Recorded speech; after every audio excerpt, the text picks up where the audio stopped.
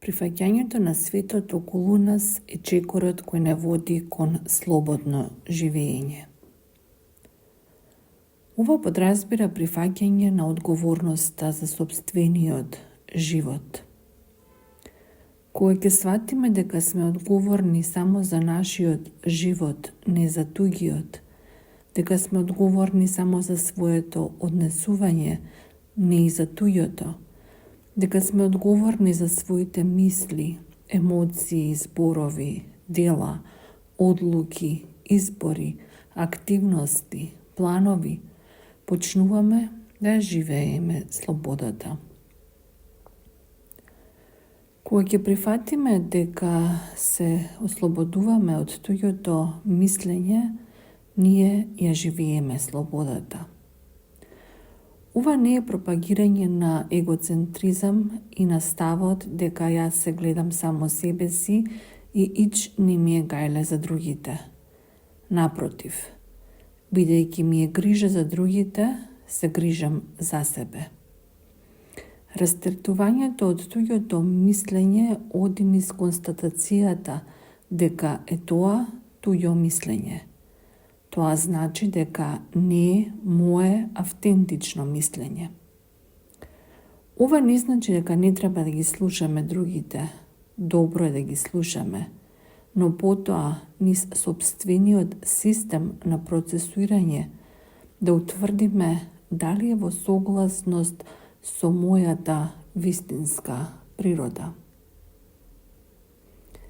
Бидејќи поентата на овој живот тука е секој да го живее животот во согласност со своето битие. Како знаеме дека е нешто во согласност со нашата вистинска природа? Кога ќе помислиме на нешто врз основа на сензациите кои ќе се појават во телото, дали тие се појавуваат во деловите од стомакот надоле или од срцето према нагоре. Второто е потврда за усогласеност со нашата вистинска природа. Продлабочувањето на слободното живење не води низ прифаќањето на различностите. Како што ние имаме апсолутно право на свој живот, на своje мислење, на своји избори, така и другите го имаат истото апсолутно право. Секој има своја единствена приказна, секој има свој единствен пат. Во секојдневната комуникација, кога ќе се сретнеме со спротивно мислење, избор или одлука, посебно кога се работи за наши блиски личности, ние често се изфрламе од колосек и влегуваме во расправи, во изливи на бес, на лутина, на тага. Ние можеби не можеме да ги разбереме изборите, мислењата и одлуките на другиот, но можеме да прифатиме дека тие го имаат апсолутното право на своje мислење, на своја одлука и на свој избор. Илузија е дека можеме да ги менуваме другите.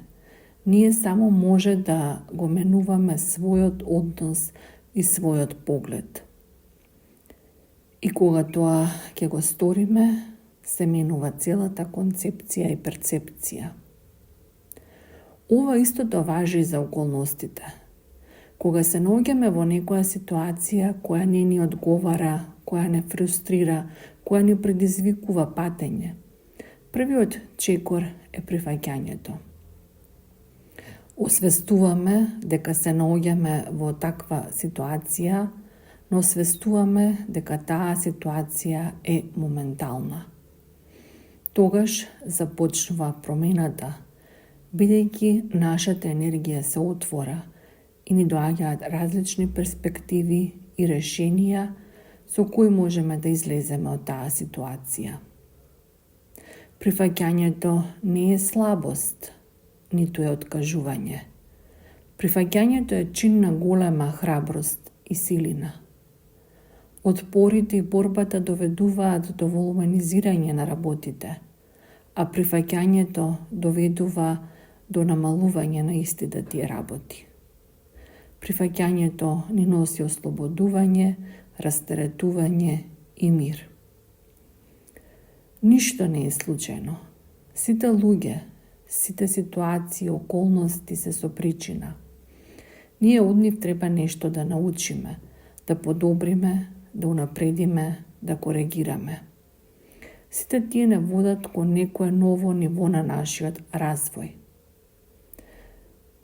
Но да не заборавиме дека во ова влегува и нашето искуство во колективната свест, но и нашиот придонес кон истата.